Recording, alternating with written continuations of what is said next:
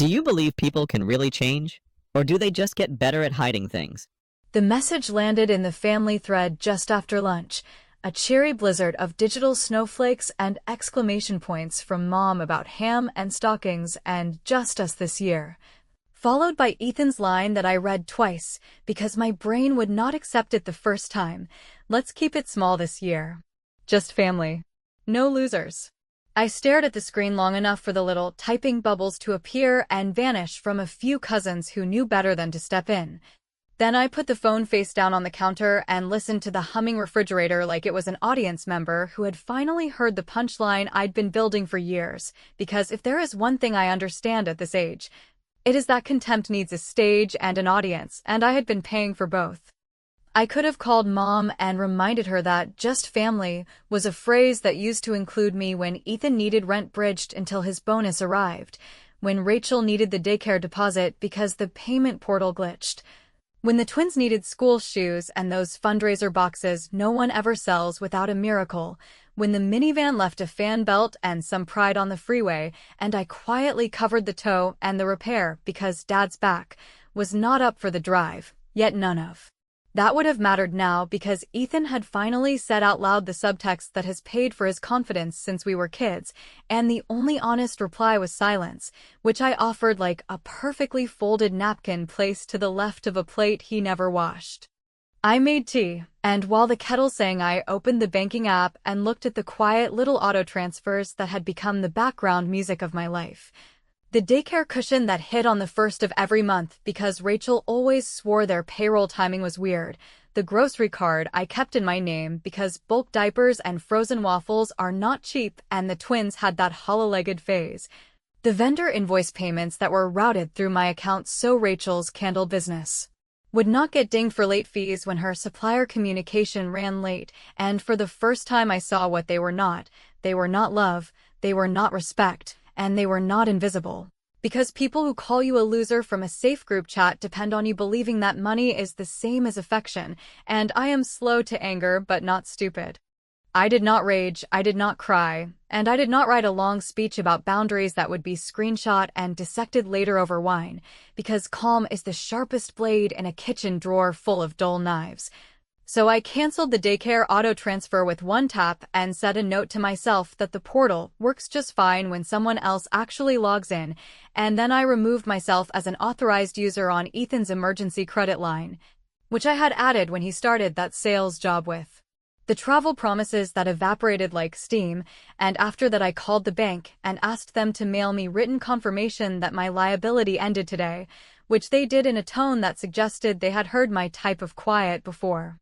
The satisfaction was not fireworks, it was the slow warmth of circulation returning to a limb you forgot you were clenching, and I took that feeling with me to the hall closet where the hidden Christmas stash waited under a blanket like a guilty dog.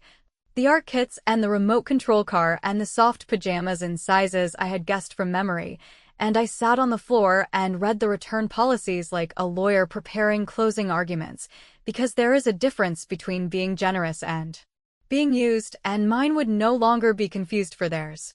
The pajamas went back to the store, the car too, and the kits I scheduled for pickup by the shelter downtown that runs a holiday market where single moms can shop with dignity for $0. And I wrote a little card for the box even though no one would ever read it that said, "For kids who will not hear the word loser this week," and the neatness of that sentiment pleased me more than it should have. While I was in the mood to tidy, I pulled the folder from the desk drawer that contains the old tax letters and receipts where my name shows up as temporary guarantor on the apartment lease from the year Ethan's commission structure changed and his manager forgot to advocate, and I emailed my accountant to ask, in the driest language I could muster, whether there was any outstanding documentation that still linked me to their obligations, and she called within 10 minutes and said, with that respectful hush good professionals use when you finally do the thing they have recommended for years, that she would draft the necessary releases and warnings, and I told her to send them certified mail, signature required. Because paperwork is a kind of truth you cannot talk over at a dinner table.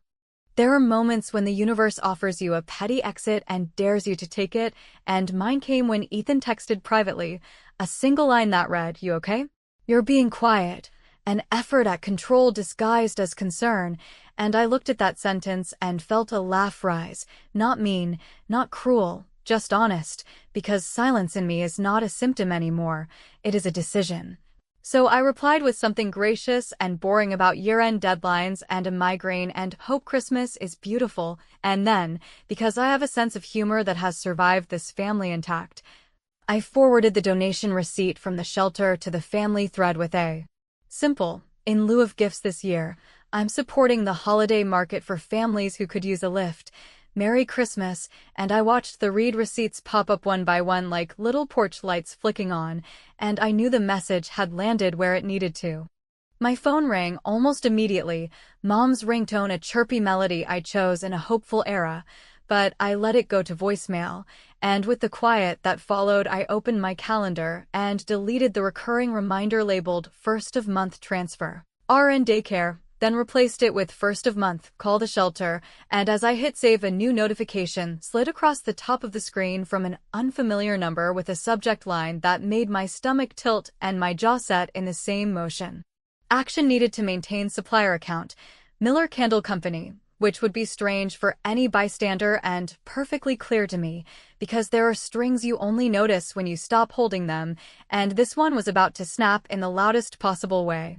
The following morning arrived with that peculiar stillness that always follows an emotional storm, when everything looks exactly the same, but the air feels denser, as if it remembers what happened even when you try to pretend it didn't.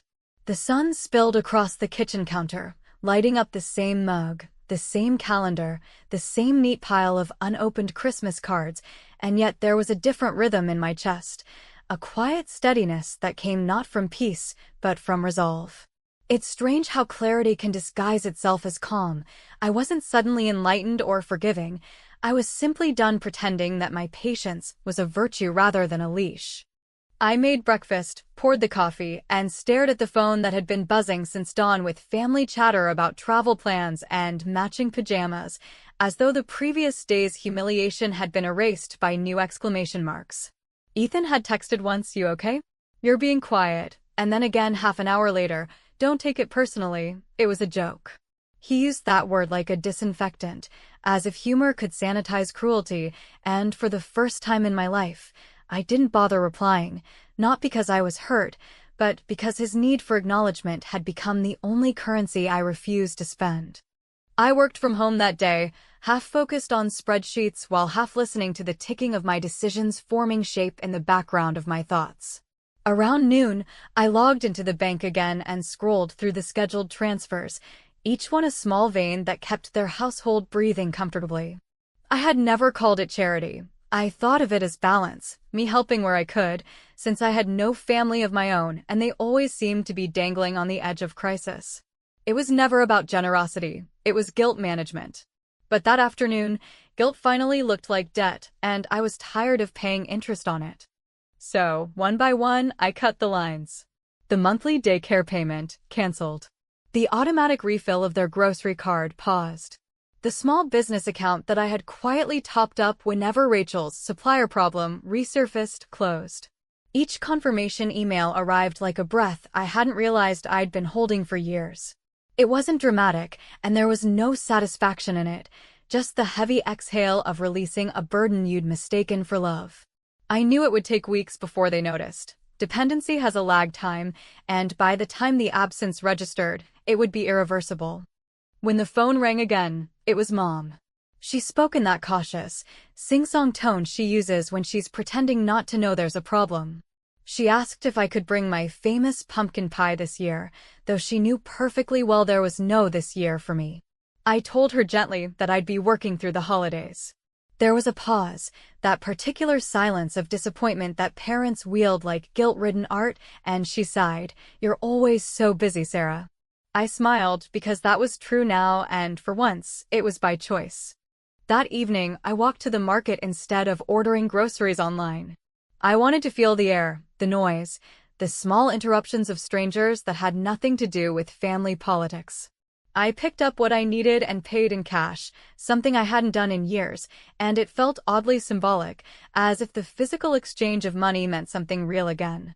I stopped by a cafe afterward, sat near the window, and watched people laugh beneath the twinkling lights strung between lampposts. Couples argued gently about gifts. A little boy pressed his nose against the glass of the bakery next door. Ordinary life, unpolished, unfiltered, and profoundly peaceful. When I returned home, a voicemail waited from Rachel. Her voice trembled at the edges of artificial cheer, that practiced tone of someone who wants a favor but knows she doesn't deserve it. She said she hoped I wasn't upset about the Christmas mix-up and that she could really use a hand with a shipment delay that was threatening her candle business. She added, almost as an afterthought, that she'd pay me back as soon as the next batch sold out.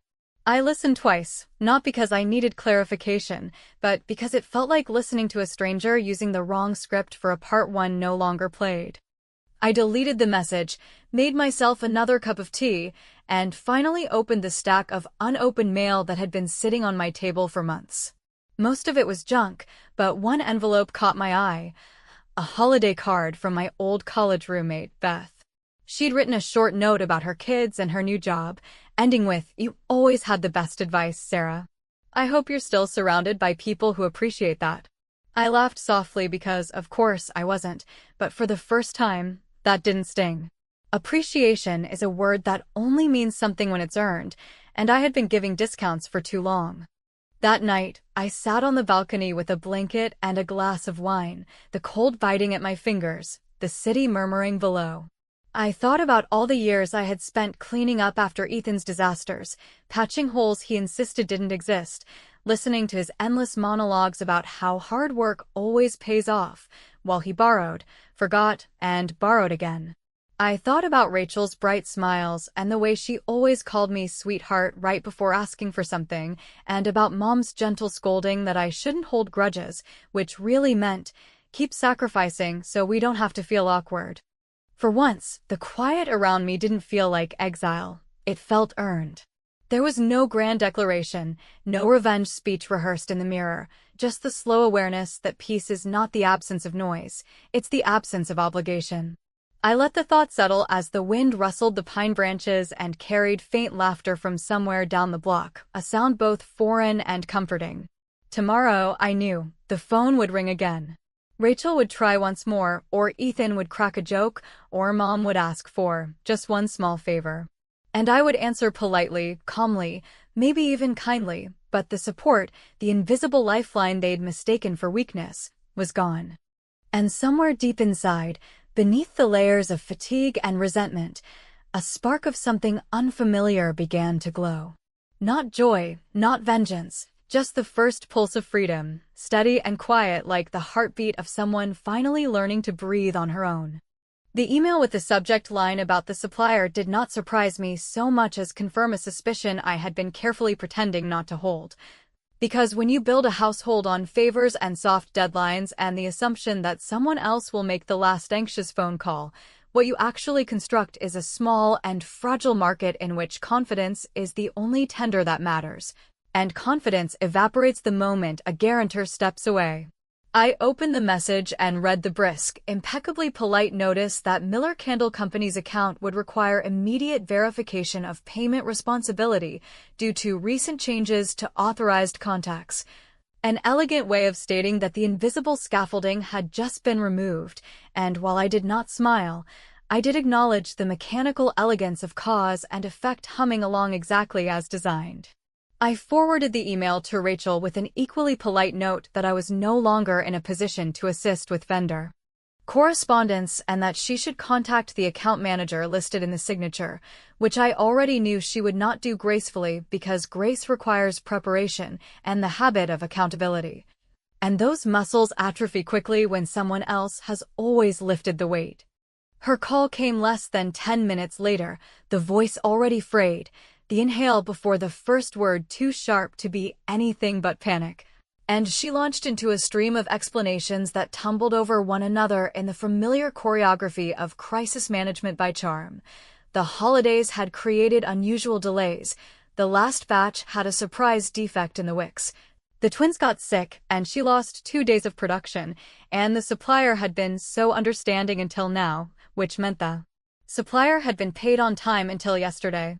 I let her speak without interrupting, not to be cruel, but because interruptions would have forced me into the role I was retiring, the fixer who translates excuses into logistics, and when she finally took a breath I said, in a tone I used to reserve for clients, that she needed to call the account manager, offer a realistic timeline for payment, and adjust her pre-order promises immediately before customers started requesting refunds en masse, and I added, gently but unmistakably, that any reference to my name or financial involvement would be inaccurate going forward. She went very quiet, and then, with the smallest crack of indignation, asked why I had made a unilateral decision right before Christmas, as though my withdrawal were a prank rather than the conclusion of an arithmetic she had always refused to learn. I reminded her that unilateral decisions were how invitations get rescinded in public threads, and that while I wished her business well, I would not rebuild a bridge I had been pushed from, and she made a sound somewhere between a scoff and a sob. And the line went dead, and I set the phone down and felt that odd mixture of relief and nausea that accompanies the first firm boundary after a lifetime of soft ones. An hour later, Ethan called with the voice he uses when he is selling, warm and performative, and just enough wounded to provoke guilt, and he announced that his hours had been cut because management is doing a restructure. A phrase that means as little in real life as it does in corporate memos, and he said they might need a short-term loan to get through the month while Rachel handled a minor supplier issue, and he assured me he would pay me back as soon as his bonus landed. Which created an interesting paradox I chose not to unpack because either the structure cut his hours or the bonus was still magic and imminent, and I told him calmly that I was not lending money to family anymore because it had never once remained money. It always turned into leverage and resentment, and I was tired of owning both. He laughed the brittle laugh of a man who has just been told the house rules now apply to him, made a joke about me becoming a Grinch in middle age, and when I did not rise to the bait, he tried a different angle, asking whether I had at least kept the monthly daycare cushion active because the twins program would not hold their spots without it. I said, evenly, that I had ended all automatic support last week and sent written confirmation to the relevant offices, and that they should have received notices by now, and the silence that followed felt like a hallway with all the doors suddenly closed at once. He murmured that he would figure it out, and hung up without goodbye, and I sat very still and listened to the heater clank on, the city bus groan past, the ordinary life sounds that have nothing to do with the moment a family narrative loses its narrator. By late afternoon, the fallout began in the exact order I could have mapped on a napkin, a terse text from Rachel accusing me of sabotaging her by removing my name from the vendor account, a group chat message from Mom wondering if I might smooth things over until after the holidays, and a voicemail from Dad filled with that weary disappointment that men use when they want you to feel like the difficult one, so they do not have to confront the actual source of difficulty. I brewed tea, opened my laptop, and sent one email to the supplier's account manager, not to intercede, but to close the loop, stating that I had resigned all responsibility and that any further requests should go directly to the owner of Miller Candle Company, whose contact information I provided with clinical precision. Then, because revenge dressed as virtue is still revenge, and I am not interested in lying to myself, I executed the smallest, neatest move I had saved for the right moment. I forwarded Rachel a PDF I had quietly prepared over the summer, a one-page plan for how to convert her most reliable wholesale clients into a prepaid subscription model with realistic lead times and a scaled-back holiday line that would actually ship. And I included a brief note that said, if you follow this exactly, you might keep the business. If you don't, it will fold by February, which was both help and a trap. Because doing the work would feel like obedience to me and refusing would look like pride to everyone else. Within an hour she called again, this time hoarse and furious, accusing me of condescension and control, accusing me of setting her up to fail, accusing me of pretending to help when all I wanted was to watch her struggle. And I let the accusations pass through me like smoke, then told her, with a steadiness I had earned the hard way, that she had one choice if she wanted the company to survive, and that I would not be available to repeat myself. And I ended the call before she could reply, not triumphant, not gleeful, just finished. I poured another cup of tea, turned off the kitchen light, and was halfway down the hall toward a long bath when the doorbell rang. Two hard presses close together, the kind of ring that belongs to someone who believes he is owed an audience. And through the peephole I saw Ethan on the stoop with a face I did not recognize, a streak of winter across his jaw and a certainty in his eyes that something, me, the season, the world, owed him a correction. And as I reached for the deadbolt, I realized that ending the support had only been the first act, because some spirals announce themselves politely and some pound the bell until the whole building hears. I opened the door only as far as the chain would allow, not because I thought he would force his way in, but because form matters when feelings are attempting a hostile takeover. And I wanted the metal line between us to do the quiet speaking my voice might fail to do if I let it carry the whole load. While Ethan stood in the glow from the hallway fixture with winter stamped across his face and launched into the kind of greeting that is not really a greeting at all, a surge of practiced indignation about family and timing and what you did to Rachel, each word delivered as if it were a bill I had left unpaid on a counter that, in his telling, had always belonged to him. He accused me of humiliating them with the vendor notice, as if the supplier's request for verification were my invention rather than the first honest breeze in a room I had been airing out alone for years. And when I did not flinch, he pivoted into that soft-voiced pitch he uses when selling a car that needs more than new tires, suggesting that I could hold the line through the holidays, and he would square everything once his hours bounced back, which is a charming way to rename a hole as a trampoline. I told him, slowly and without heat, that I would not be reinstalling supports I had removed, that I was done laundering emergencies into schedules, and that he should consider the possibility that my absence was not an attack, but the end of a subsidy he had mistaken for love. He laughed, not because anything was funny, but because laughter is the last tool left when your usual ones have been confiscated, and he leaned toward the chain and reminded me that I owe family and that I don't even have kids, as if the absence of children in my life were a blank check I had signed to his household by default. I let the chain sing a little as I tightened it and told him he was misquoting the covenant. What I owe family is truth. And the truth is that I have been underwriting his image of himself for so long that he no longer knows the difference between confidence and credit, and that it was time he learned. He started to raise his voice, the way a man will when he senses the argument is slipping through the fingers of volume, and the first real flash of fear pricked at me, not because I thought he would hurt me, but because I recognized the look of a person about to perform for an audience they cannot see, which in our case is always mom, always dad, always the old story in which I am the difficult one who refuses to be reasonable.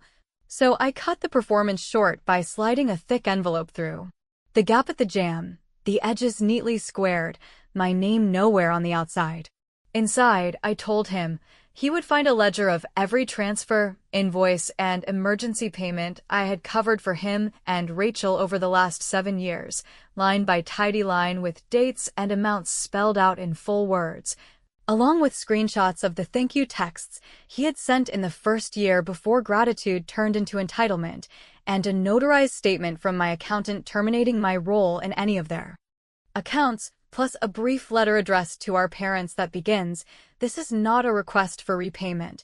This is the record of why I am saying no, because history gets smoother when no one writes it down," and I felt obligated to add friction. He stared at the envelope like it might bite, then said no one needed to see our private arrangements, and that was the moment I realized what he feared was not hunger or rent or the loss of daycare spots. It was the collapse of a narrative in which he was the beleaguered provider propping up a chronically fragile sister, so I told him the most merciful truth I had. I had scheduled a message in the family thread for the morning of Christmas Eve with a PDF of that ledger and a single sentence. "I will not be attending or subsidizing this year. Please direct requests to their rightful owners," and that if he apologized in writing before midnight and corrected the loser line in the same public forum where he performed it, I would cancel the send and we could all preserve a dignified silence. He called it blackmail, and perhaps in some less honest language it is, though I prefer to think of it as a mirror held at eye level for a man who refuses to look down, and when he said he would not beg, I said I was not asking him to beg, I was asking him to tell the truth. We stood there, hallway chill curling into the warm threshold between us, and for a long breath I thought he might take the deal, because his eyes went soft in the way they used to when we were children, and he had taken my allowance with a joke and then given half back. Not out of remorse, but because he wanted to be liked, yet pride is a ladder with missing rungs, and he chose to climb it anyway, stepping back with a shrug that tried and failed to look casual, muttering that I was heartless. And that Rachel would never forget this, and I said gently that memory is not the same as a grudge, and that I was finally learning the difference. He left the envelope on the mat as if refusal could neutralize facts, turned toward the stairwell with a jerk that made his coat flap like a flag, and banged the metal door hard enough to shake dust from the exit sign, which felt theatrically appropriate and also, somehow, very small. I took the envelope back inside, because a clean presentation matters when you are preparing to be called a liar, and I laid it on the table beside my laptop where an email draft waited with the scheduled family message attached and the timestamp set for the morning. A small countdown I could almost hear, steady as a second heart, and I told myself I would sleep on it, not because I needed more time to decide, but because sleep is a kind of oath you make to your future self when the present you is tempted by messy catharsis. I ran a bath, let the hot water crawl up my spine and dissolve the tremor in my hands, and by the time I was wrapped in a robe and making tea, the phone began to strobe with notifications that arrived in a sequence so precise it almost formed a melody. A daycare notice reminding the account holder that unpaid balances trigger automatic waitlist reinstatement after the holiday break. A terse supplier follow-up to Rachel documenting that payment had not arrived by the revised deadline she had apparently promised without funds, a message from Mom asking if I could be the bigger person and float them one last time for the children, and finally, a text from an unknown number with a signature that snapped my attention cleanly awake. This is Marla from Human Resources at Kingsley Automotive. We are conducting a review of expense support statements tied to Ethan Miller's hiring file, and your verification is listed. Please call to confirm the status. Which was the moment I understood that my quiet had never been a vacuum, it had been a brace, and that removing it was not simply absence, but gravity, already pulling everything loose toward the center where truth waits without blinking. While the timer on my scheduled message kept it steady, indifferent march toward morning.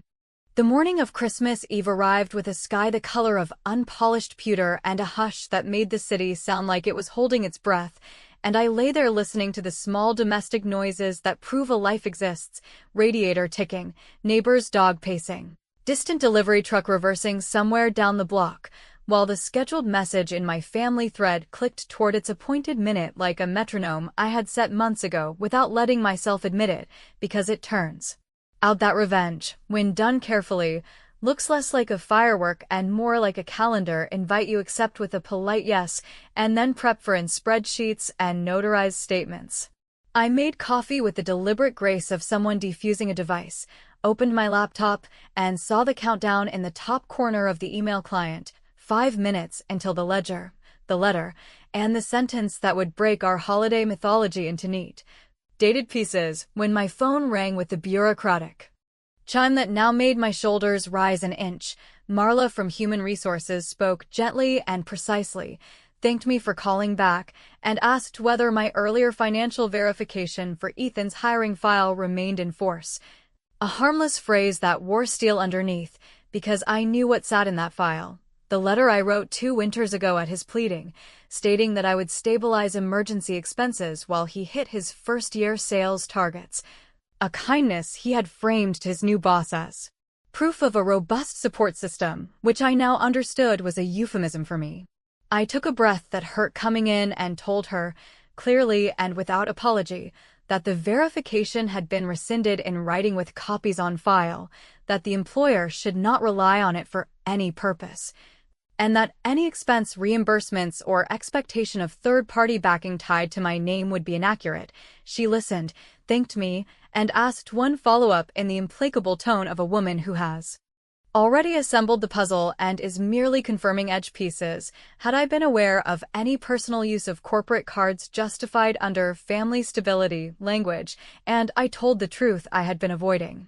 that I had not monitored his spending and would not speculate, and when we ended the call I turned back to the laptop and watched the last seconds evaporate, a small digital snowfall that ended with the soft thud of scent.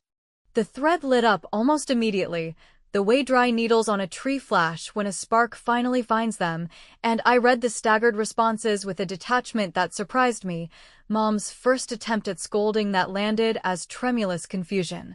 Dad's grim request that we take this offline, Rachel's furious spiral about humiliation and sabotage, and then, after a pause long enough to suggest he had considered several drafts, Ethan's message that began with a joke that died in its own throat and ended with a refusal to apologize because family should not keep receipts, a line so honest in its entitlement that I almost felt sorry for him, because he had forgotten a rule I learned the hard way: people who do not keep receipts do not get refunds. I turned the phone face down, put on my coat, and walked to the shelter market where I had promised to help stock last-minute donations, carrying the box of art kits I had repurchased the week before with a steadiness that felt both petty and pure, and for 2 hours I taped tags and arranged small treasures on crowded tables while a line of tired parents smiled in that strained way that is still undeniably joy. And not a single one of them called me a loser when I handed them glitter glue and a puzzle with a missing corner. When I got home after dusk, the snow had finally started, slow dignified flakes that seemed determined to fall whether anyone approved or not, and waiting on my voicemail was the sound I had both anticipated and dreaded: Ethan's voice without the stage lights on. His words a low rush that mixed embarrassment with pleading as he said he had been suspended pending a review because the company had questions about personal expenses disguised as client dinners, and the stability letter that no longer existed, that Rachel's supplier had terminated the account, that daycare had placed the twins on a wait list after the new year, and that he would do whatever I wanted if I would unsend the document to the family and call his boss to vouch that he was a good man under stress. I sat at the table with the envelope still resting where I had laid it weeks ago, felt the tug of every old habit rescue, rationalize, repair, and recognized how intoxicating it is to become necessary again, how easy it would be to turn this moment into proof of my virtue, and I understood that forgiveness and enabling wear the same coat if you squint in December light. So I did the only thing that felt like an honest compromise between punishment and mercy. I opened a fresh email addressed to Marla with a short addendum clarifying that my rescission did not speak to Ethan's character or competence, only to financial responsibility, and I copied Ethan so he could see I had not knifed his whole life, just the part he had built on my back. Then I booked a single month of groceries for the twins at the corner market under a store credit with a note to the manager that only their mother could spend it and only on essentials, and I pressed purchase with a steadiness that felt like choosing to be an adult rather than a judge. Christmas Day itself I spent alone by design, with buttered toast, a long walk along the river where the geese honked like traffic cops, and an old movie I'd loved as a teenager because it taught me that sometimes the heroine is not a woman who wins the argument.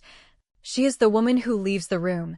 The family thread sputtered into uneasy silence after a few final jabs, and no one called, perhaps because the evidence had made explanation a smaller sport than they liked.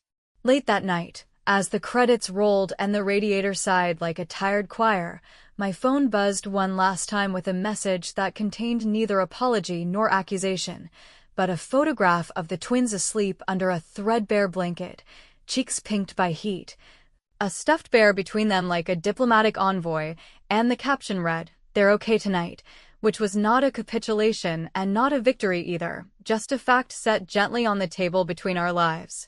I powered the phone down, washed the mug, and stood at the window while the snow thickened and erased the lines between parked cars and sidewalks and lawns, and I wondered, not for the first time, whether I had told the truth for the right reasons or merely because it allowed me to stop carrying the wrong ones. Whether justice delivered without grace is just a tidy form of cruelty, and whether the difference even matters when the house finally holds under its own beams. In the dark glass my reflection looked older and also lighter, and I heard myself promise that if there was another Christmas like this I would choose the same calm blade and the same measured cut, then immediately questioned the comfort of that certainty. Because endings we write ourselves always feel correct until someone asks where the missing piece went, and because somewhere in a suspended office a file bears my name beside the word rescinded while 2 blocks away, a small store account waits under Rachel's number, and in that uneasy balance hangs a truth I am not quite brave enough to name.